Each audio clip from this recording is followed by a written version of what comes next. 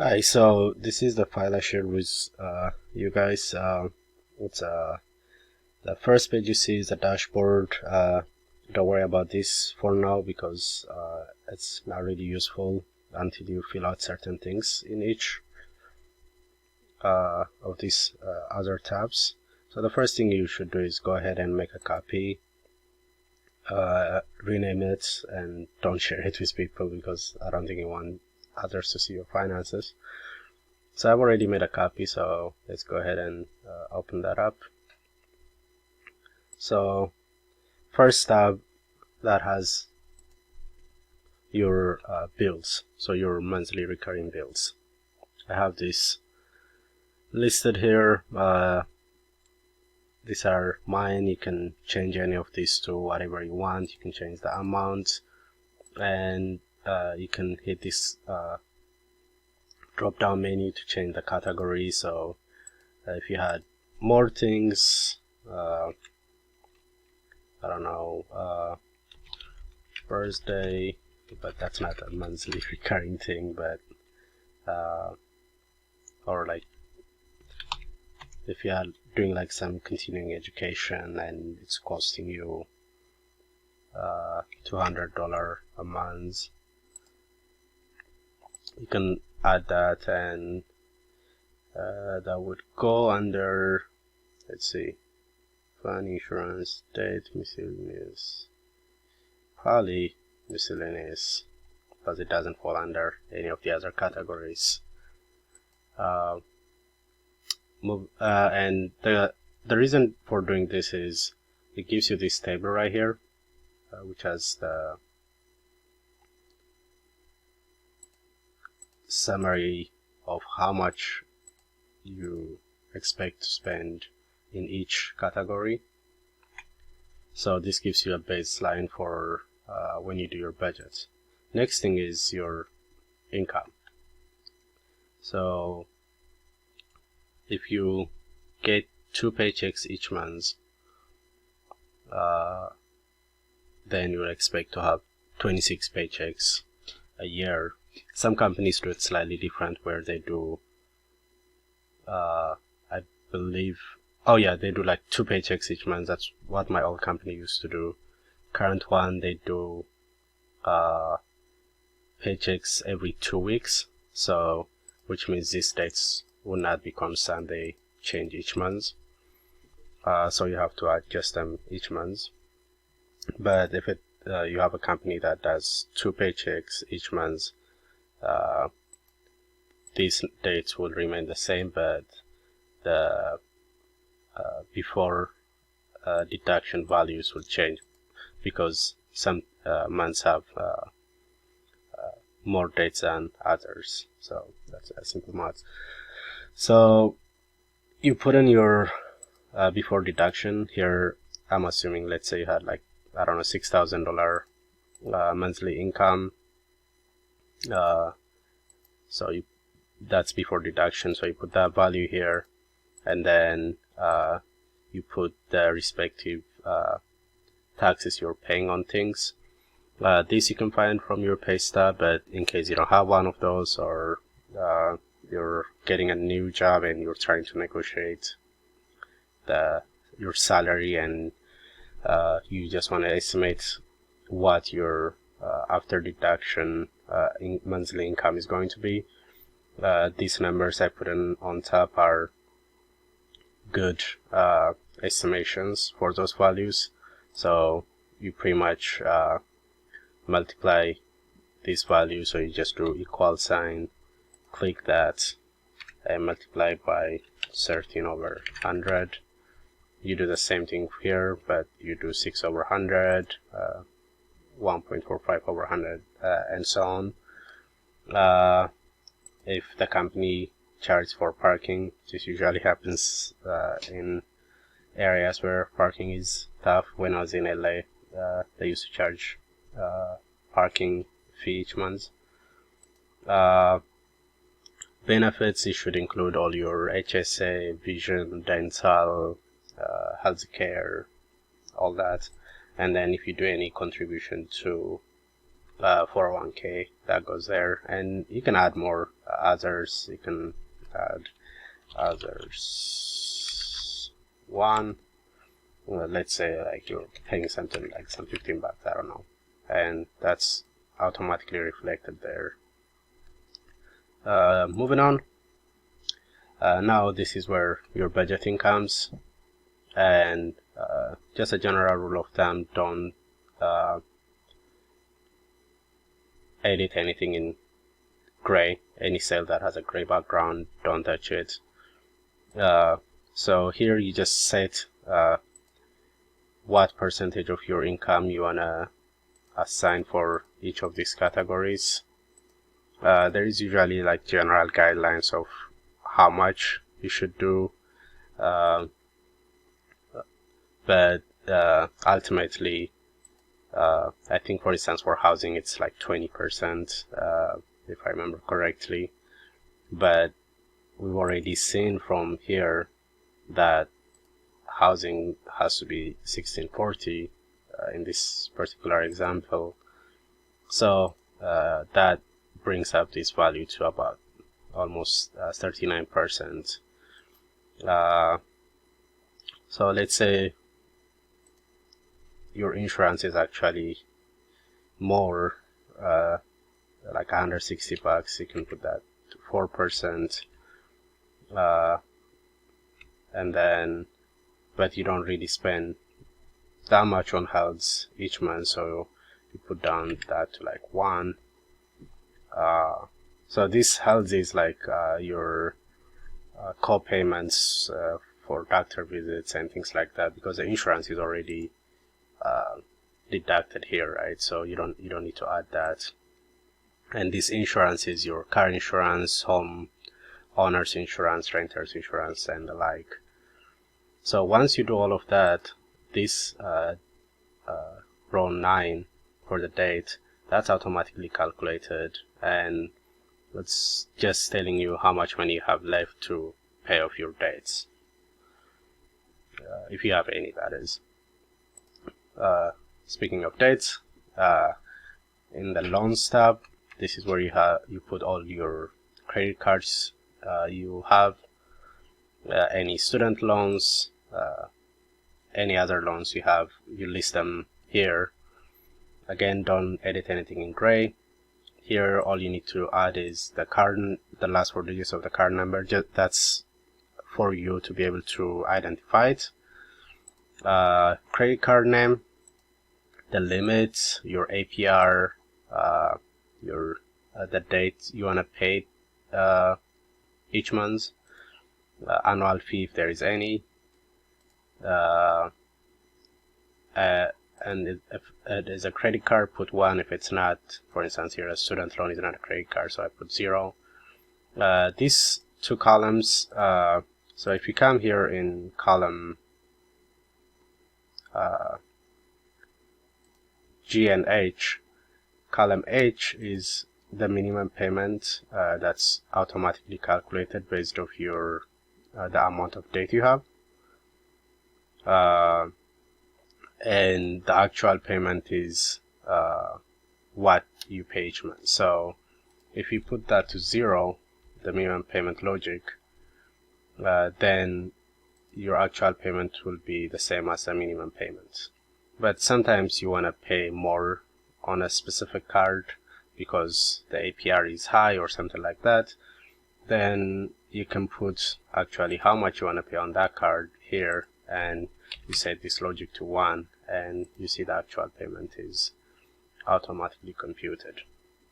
And don't worry about the others, these are all used for some logics in the formulas.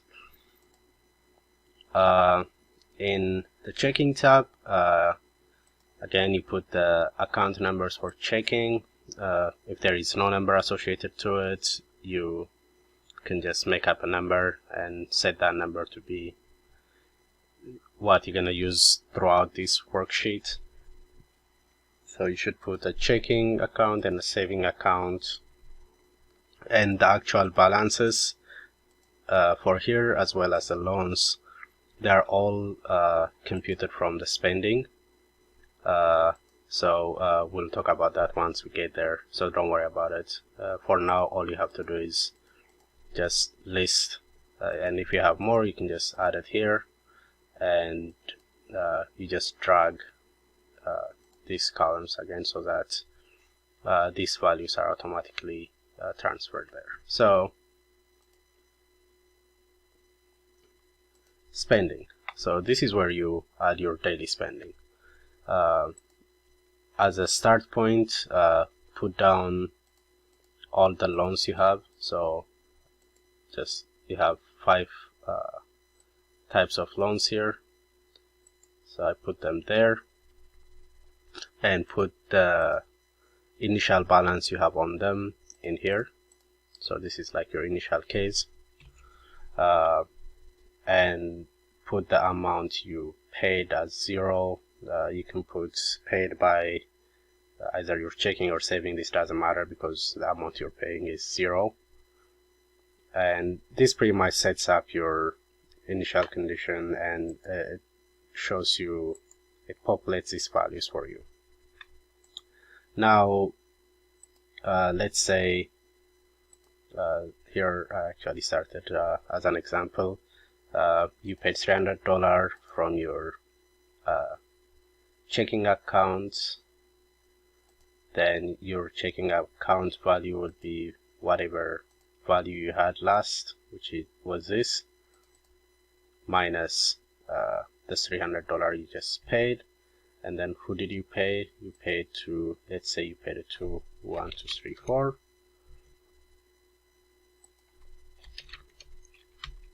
And then now you have to change, you have to put the equal sign, paid this guy because you paid the 1, 2, 3, 4, and you paid $300. So your balance is now $517. If you come here, $517. So that's how you update it. Let's say you came here, you paid your rent, you said it was $16.40. This column, just drag it down because it's a gray line again. You used your checking account, so you had 9,690, but you subtract this amount. Now here who we paid doesn't matter. You can put that as landlord. We don't care about their balance, and you can even add description here. This just gives you like a rough idea of like what you're spending things on. So let's add a few more. 7/31st.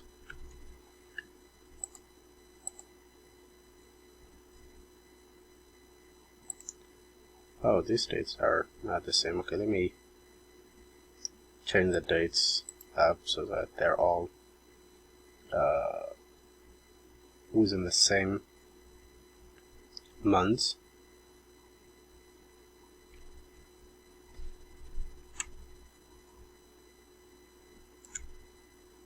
Alright, perfect. So let's say you add some money, let's say $200 to your saving account. Just drag this little corner so that the formula gets copied to the next cell. You paid it from your checking, so your checking amount have to decrease by 200. You paid it to this time to 002, right? That's your saving.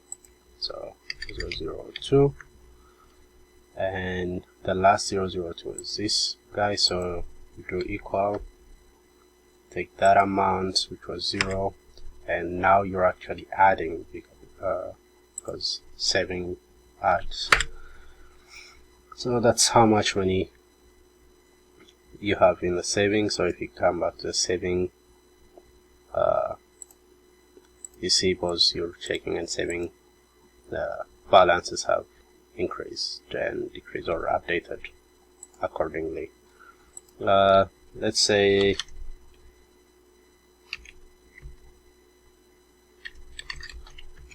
you had some food for 15 bucks.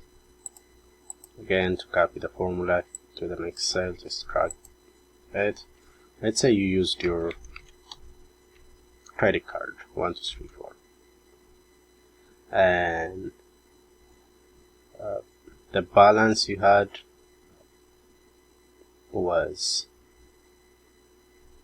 is going to be the last balance of 1 2 3 4, which is this guy, 517, right? And you have to now you have to add to it, because you're adding data onto your credit card. It's $15, and you paid it, I don't know, Subway. You don't really care, so you can just put not applicable. Now if we come back to your loans, you see that the loan amount have increased. And let's do one more. Let's say on the next day, date, you paid a student loan of $300. Again, let's drop down this guy, and you paid it using your checking account, which means now you go to the last row. There was a checking account balance, which was this, and you subtract this amount to it, and the amount was paid to the student loan. The student loan number is 2000, so you come here 2000, and you had a student loan of 2141. So if you subtract 300 from there, you get 1841 with some cents. So if you come to the loans, that's updated accordingly. Now let's look at the dashboard. So when you come to the dashboard, alright, actually I haven't used this thing in a little bit, so I forgot. So the dashboard, you can see the data up here. It displays your summary for the current month, and here in the spending we had a made up date like from 6 months ago. So let's change that to, let's see, start is 2/1/2020, and just drag this down. If we come to dashboard, voila, yeah. So now everything is updated. In the plots, if you hover over the bars, it tells you your budget and how much you're spending. For instance, here you're spending 600 on dates and your budget was 358. Here on food you spent $25 and your budget is 352, and then on the table we can also see the percentage of usage. So this gives you sort of a visual way of summarizing your expenses and dates. And then in the dates plot, for each card you see your limits and how much you owe on it.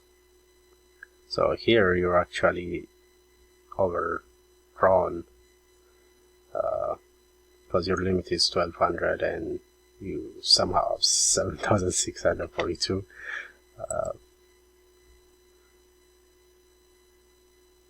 Yeah, so let's make this 8000 so that it's a good example. Yeah, so it updates here.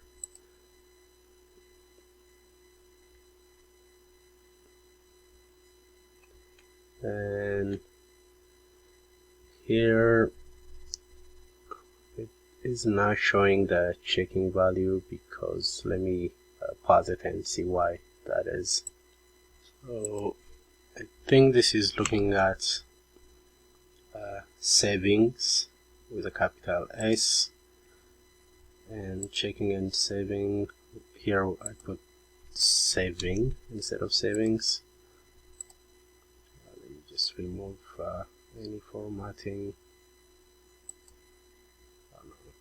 Where is it? Clear formatting. There should be. I'll clear it later on. Or just come here, reset. Okay.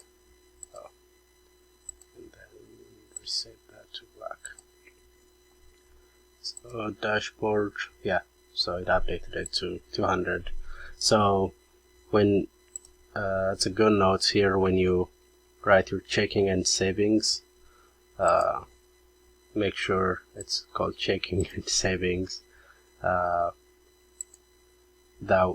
that the dashboard can actually populate these values correctly. So, and then this little box here, the reason, if you remember earlier, we put, is it a credit card or is it not?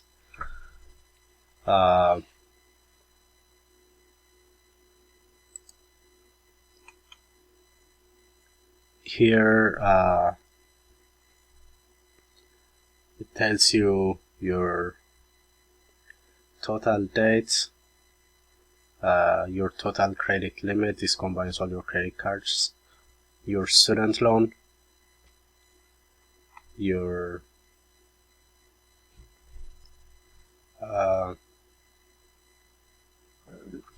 total deductions, the amount of money you're losing each month to interest, because each loan has an interest associated with it. So going back here, so you see that your total payment you're making, so the net payment you're making is actually the total payment you're making minus the money you're losing on interest, so it's less. So if you have high interest credit cards and if you're only paying minimum payment, you're pretty much not gonna make much dent on your debt, so that's something to keep in mind. And this tells you your total debt you have, total credit you have. This is no interest debt. That's if you happen to have any credit card that doesn't have any APR. Here I don't think there is one, so let's give it one. Let's call it 5555 friend loan. So someone loaned you money. Limit, you don't really have a limit, so let's just put it like 1,000.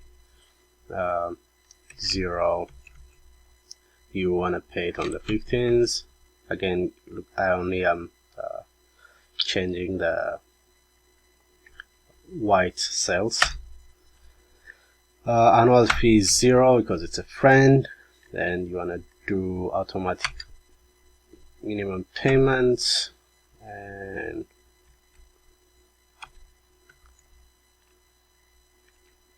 it's not a credit card. And again, this gray wants to copy the values. You just drag the previous cell, and that copies the formula from the top cell.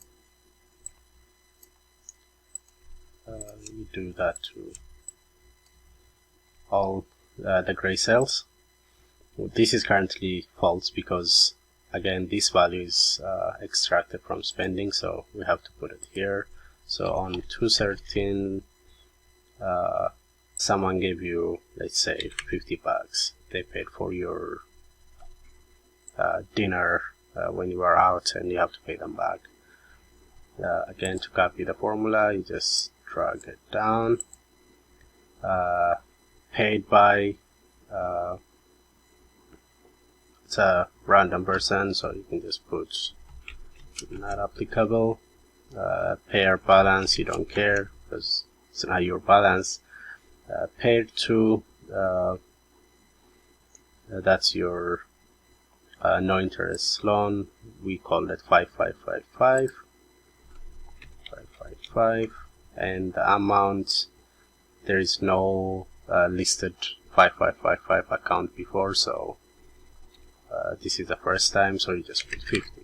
Now if you come to loans, you got your 50, and on the dashboard, no interest dates, it should show you 50. So that's pretty much the high level of how to use this thing. If you have more questions, let me know.